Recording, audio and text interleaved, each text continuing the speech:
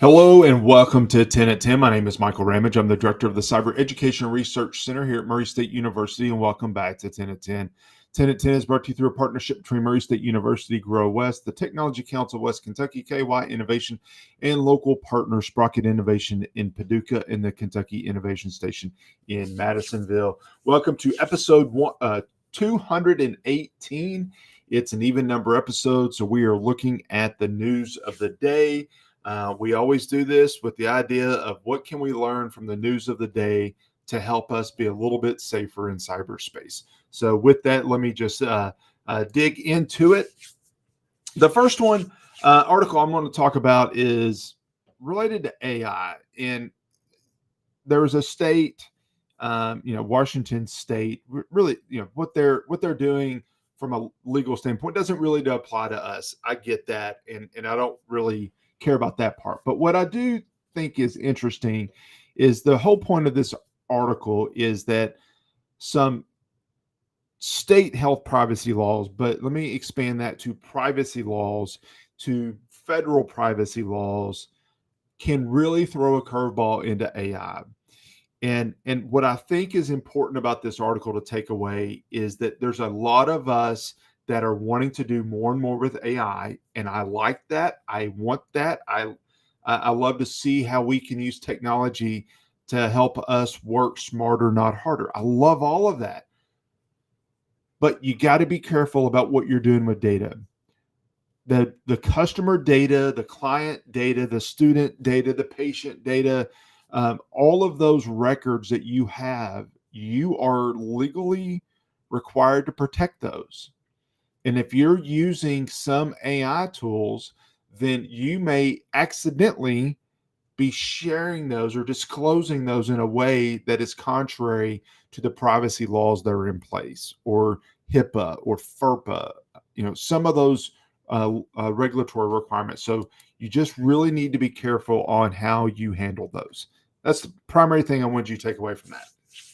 Next, I have had this question a lot, and of recent days, of how is the president's laying off of workers impacting cybersecurity. CISA, which is the federal agency over cybersecurity, has had staff layoffs. There's funding cuts. We've all seen these different pieces. And what does that mean for cybersecurity? And here's my overwhelming answer that I say over and over again. Let's just take a minute and wait to see what happens. There have been reportedly 120 people laid off at CISA. I don't know if that's numbers right or not. I really don't. That's just what in a online news article that I read.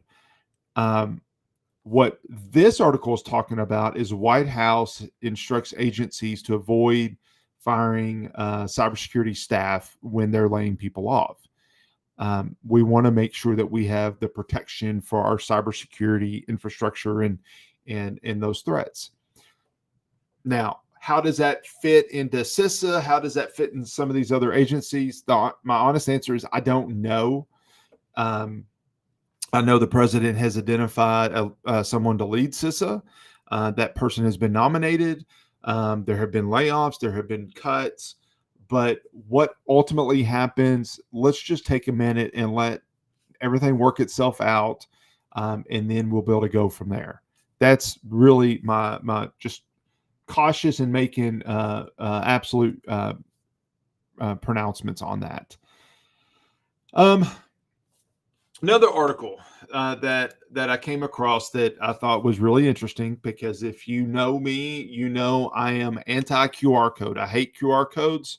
There's QR codes in a lot of different things now. You have to use them. But this article says at least 10% of QR codes are scams. At least 10% of QR codes are scams.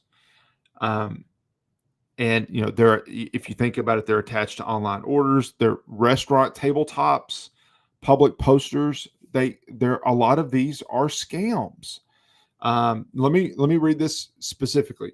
Fraud investigators say at least 10% And 10% of QR codes attached to online orders, restaurant tabletops, public posters are scams as Chinese state-sponsored hackers increasingly target financial information stored on smartphones. If you are parking in a downtown of a city, there's a good chance there's a QR code that you have to pay or you scan to pay for your parking spot. Just be careful. Here's the problem with a QR code.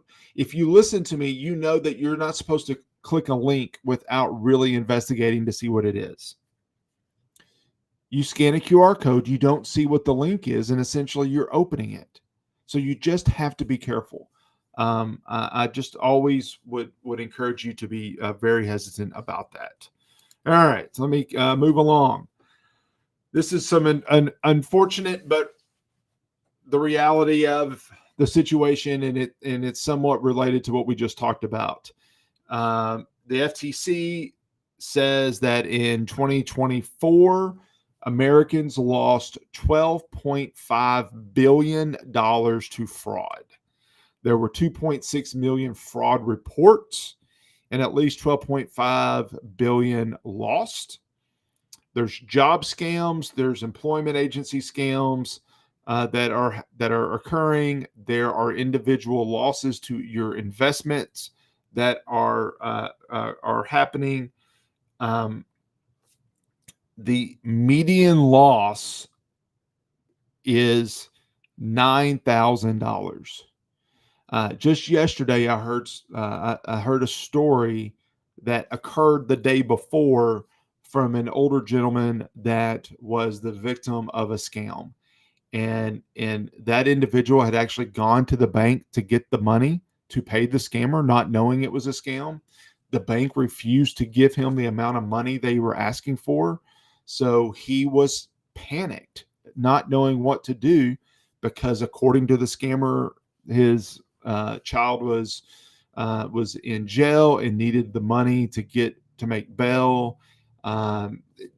It was a whole long drawn out process, but the point is that they're getting good. Whether it's a text alert that your package is delayed, whether it's a QR code on a parking meter, whether it is a phone call about missed jury duty or warrant for your arrest, please be careful. Just assume everybody is lying that cold calls you for something like that. The scammer, the example yesterday, the scammer wouldn't let him talk to his child, and so couldn't verify it. Phone got damaged in a crash. They don't have it. Well, finally, he called the phone, and his child answered. So, just because they say it doesn't make it true. Verify all of these things before you start giving money, especially. And then I'll finish with this one. So, cybersecurity company Checkpoint, which is a good company, one that I've been has supported us here at Murray State in the past. Hopefully, will again, and is a good security company. They're based in Tel Aviv. That's where they're headquartered. And here's the reason I bring this up is that they are becoming a target because of the Israeli-Hamas conflict. Not because of something they did, but somewhere they are. A lot of our organizations will put out something that I support X, Y, or Z, whatever it might be. I don't care what your company supports. I don't care what you support individually. That's not my job. That's not my call. But because of where they're at, they're becoming a target. There's a lot of feathers being ruffled right now by the United States. So your organization may become a target, not because of something that you did, but something because of what the federal government is doing, or a national stance that the White House is, or an international stance that the White House is taking. Or if you come out in support of something as an organization, you may inadvertently become a target because of that. Be careful. Be careful. Realize the risk that you're putting by saying those different pieces and what that could mean for your organization. Just be careful. That's all I'm saying with this. Be careful. You have the right to support whatever you want to support, but just realize that that doesn't come without a cyber risk.